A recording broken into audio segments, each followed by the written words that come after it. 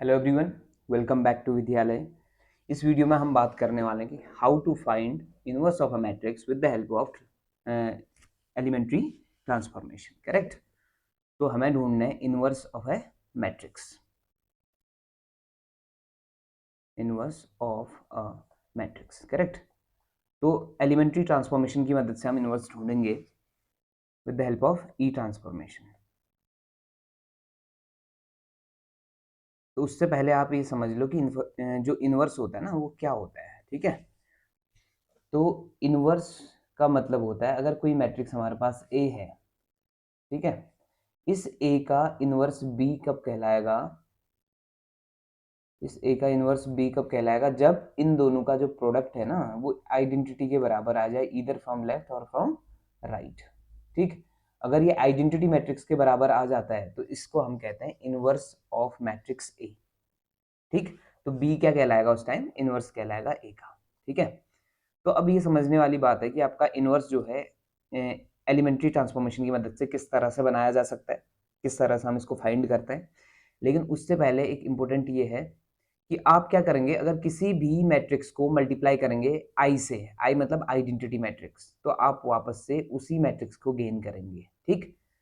जैसे आपने ए को मल्टीप्लाई किया आई से, तो आपको क्या मिल गया, वापस से ए मिल जाएगा या ए आई। ठीक। तो दोनों केसेस में आपको क्या मिलने वाला है, ए मिलने वाला है। क्लियर। तो अब यहाँ हमारे पास जो एलिमेंट्री ट्रांसफॉर्मेशन थे वो तीन थे, आपको समझ आ गया होगा, इधर विद द हेल्प ऑफ रो और कॉलम, वो आप पे डिपेंड करता है। तो मैं यहाँ आपका एक क्वेश्चन लिखने जा रहा हूँ कि इसको हम इनवर्स कैसे फाइंड करेंगे। ठीक है। ए इज इक्वल टू है, कुछ क्वेश्चन इस तरह से, 1 3 3 1 4 3 1 3 4, इस तरह का कोई क्वेश्चन है। ठीक है। तो अब एलिमेंट्री ऑपरेशंस की मदद से इसका इनवर्स ढूंढने जा रहा हूँ। ठीक।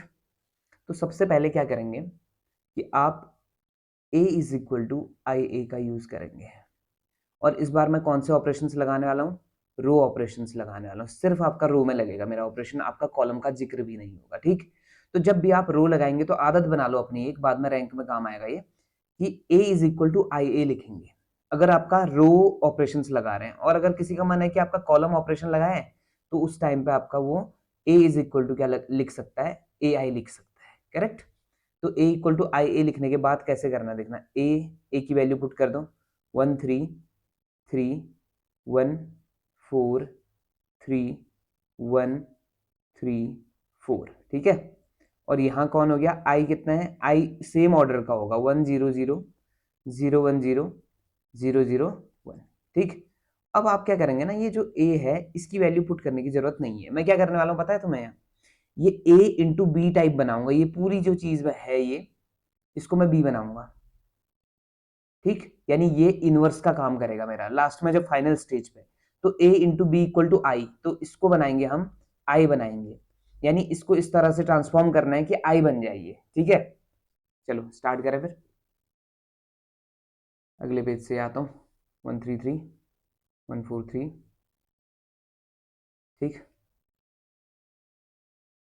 a इज इक्वल टू लिखा था हमने 1 3 3 1 4 3 1 3 4, ऐसी कुछ है।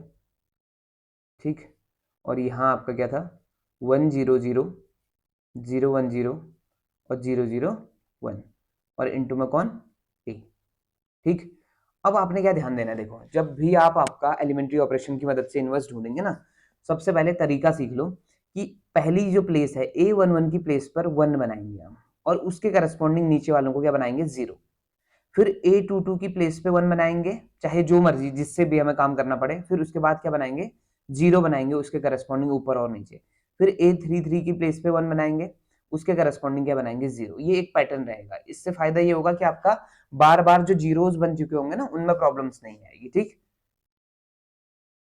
तो चलो अब समझना कैसे स्टार्ट कर रहा हूँ। तो सबसे पहले आप देख लो, मेरा जो लेफ्ट वाला पोर्शन है उसको मेरा काम है कि आइडेंटिटी बनाना है। ये जो पोर्शन दिख रहा है ना आपको, ये इसको काम है मेरा कि आपका इसको मैं क्या बनाऊं, आई बना दो, आइडेंटिटी बना दो। ठीक है।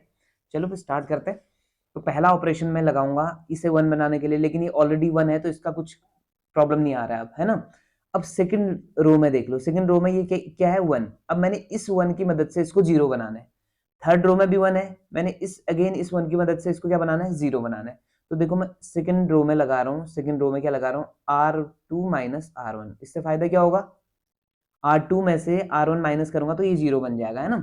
तो चलो आओ, ये क्या बना 1 3 3, पहली रो ऐसी छोड़ दी मैंने। सेकंड रो में ये क्या हो गया R2 माइनस R1 कर रहा हूँ तो ये 1 बन जाएगा, और तीसरे में क्या बन गया 0 बन गया, ठीक है।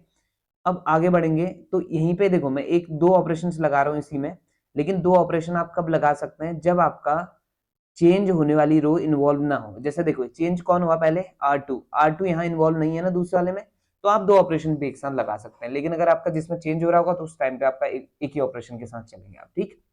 चलो, तो R3 में भी R3 माइनस R1 लगा दे ताकि ये क्या बन जाए 0 बन जाए, और ये कितना, ये 0 हो गया, ये आपका 1 हो गया। इस बार तो काफी आसान काम हो गया है, पर हर बार इतना आसान नहीं होता, ठीक है। अब जितने जो ऑपरेशन आपने लेफ्ट में लगाए वही ऑपरेशन आप राइट में भी लगाएंगे। तो फर्स्ट वाली रो तो ऐसी रहने वाली है, दूसरी रो में 0 माइनस वन हो जाएगा, ये 1 हो जाएगा, ये 0 हो जाएगा, और अगेन यहाँ -1 0 और ये 1 बन गया, ठीक। अब अगला काम है, अगला काम क्या है, इस एलिमेंट को 1 बनाना, बट ये ऑलरेडी 1 बन चुका है। तो इसकी मदद से ऊपर वाले को और नीचे वाले को क्या बना दो 0 बना दो। नीचे ऑलरेडी 0 है तो R1 में लगाओ, R1 में लगाएंगे R1 माइनस 3R2। 3R2 क्योंकि आपका ये 1 है, 1 को 3 से मल्टीप्लाई करेंगे तभी आपका ये इसके इक्वल हो पाएगा और उसे 0 बना पाएगा, ठीक है। तो ये बन गया 1, ये बन गया 0, और ये 0 था तो इफेक्ट नहीं डालेगा तो 3 ऐसे ही रहेगा। सेकंड रो में कोई ट्रांसफॉर्मेशन नहीं था, सेम रहा। थर्ड रो में कोई ट्रांसफॉर्मेशन नहीं था, सेम रहेगी, ठीक है। राइट में भी आपका सिर्फ कौन चेंज होगा, फर्स्ट रो चेंज होगी, और वो किस तरह से चेंज होना है, 1 + 3 हो जाएगा, यहाँ पे ये 4 हो जाएगा। आप चेक कर लो, ठीक है। कैसे, देखो ये 1 था और इस 1 में -1 - 3 टाइम्स ऑफ सेकंड रो का एलिमेंट, तो ये क्या बन गया 1 + 3 विच इज 4। तो ये बन जाएगा कितना 4, ठीक। सेकंड में क्या आओगे तो आपका ये -3 बन जाएगा। थर्ड में आते तो ये 0 हो जाता है। सेकंड रो में कोई चेंज नहीं क्योंकि आपका वहां ट्रांसफॉर्मेशन लगा ही नहीं है, और थर्ड रो में भी आपका कोई चेंज नहीं आएगा, वहां ट्रांसफॉर्मेशन नहीं था, ठीक। चलो आगे बढ़े, अब इससे आगे, ठीक है। तो यहाँ पे आते हैं, तो इससे अगला वाला क्या करना है, इसको 1 बनाना था, ये ऑलरेडी 1 है, तो इसकी मदद से ऊपर के दोनों को क्या बनाना होता है 0। एक ऑलरेडी 0 तो R1 में ही फिर से लगेगा, R1 में लगा दो क्या R1 माइनस 3R3 लगा दो, करेक्ट। R1 माइनस कितना 3R3, तो ये क्या बन जाएगा आपका 1 0 0 0 1 0 और 0 0 1। और सेकंड आपका क्या राइट में R1 माइनस R3 था ना, सॉरी 3R3, तो 4 माइनस माइनस प्लस 7 हो जाएगा ये, और यहाँ तो कोई इफेक्ट नहीं पड़ेगा, इसमें आपका -3 आएगा, -1 1 और 0, -1 0 1, और बाहर से कौन A, ठीक। तो जैसे ही आप क्या फाइंड कर लेंगे, इस स्टेज में आने के बाद जो ये दूसरी मैट्रिक्स आपको दिख रही है राइट वाली मैट्रिक्स, पहली तो आपको आइडेंटिटी बना दी आपने, देखो इसे क्या बना दिया आपने आई, यही हमारा काम है हर बार, ठीक है। आइडेंटिटी बना दी, और इस वाली मैट्रिक्स को आप देखते हैं तो ये जो है ये क्या बनेगी ए इनवर्स बन जाएगा। तो ए इनवर्स की वैल्यू कितनी होगी 7 -3 -3 -1 1 0 -1 0 1, करेक्ट। तो ये तो हो गया एलिमेंट्री ट्रांसफॉर्मेशन की मदद से इस तरह से आप क्या ढूंढेंगे इनवर्स ऑफ अ मैट्रिक्स ढूंढेंगे, करेक्ट। हो सकता है कभी आपका थोड़ा लंबा काम करना पड़े, तो अगर कोई क्वेश्चन आपके दिमाग में होगा नहीं हो रहा आपसे तो भेजेंगे, करेक्ट।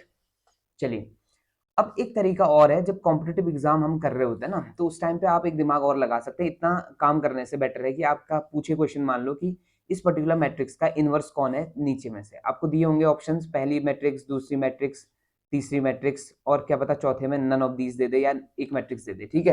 तो ऐसे में आप क्या करेंगे, ऐसे में आपको क्या करना है, इस मैट्रिक्स को मल्टीप्लाई कर देना है, हर किसी के साथ करते जाओ ऐसे।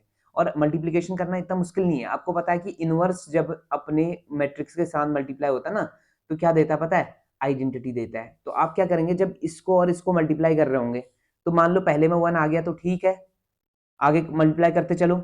अगर पहले में मान लो कोई और नंबर आ गया अदर देन 1, तो समझ जाना कि इन दोनों का मल्टीप्लिकेशन आइडेंटिटी नहीं आने वाला है, इसका मतलब ये ऑप्शन क्या है, गलत है। फिर इसका मल्टीप्लिकेशन सेकंड के साथ करो, और अगर आपको फिर से पैटर्न मिल रहा है 1 0 0 टाइप मिल रहा है तो आगे बढ़ो, अदरवाइज मत बढ़ना, ये भी ऑप्शन गलत हो जाएगा। और ऐसे ही तीसरे के साथ चेक करना, या आपका तीनों मैच नहीं हुए तो नन ऑफ दीज हो जाएगा। ठीक, तो ये तरीका ज्यादा आसान पड़ेगा आपको। और हाँ, किसी को ये जो मेथड बताई मैंने ये सरल लग रही तो इसी पे काम करेंगे, ठीक है। अदरवाइज इनवर्स ढूंढना इतना मुश्किल नहीं है, एग्जाम में अगर आपको ऑप्शंस दिए होंगे तो ज्यादा आसान हो जाता है काम, करेक्ट। तो चलिए इस वीडियो में इतना ही काम करेंगे। नेक्स्ट पे हम बात करेंगे डिटर्मिनेंट्स की।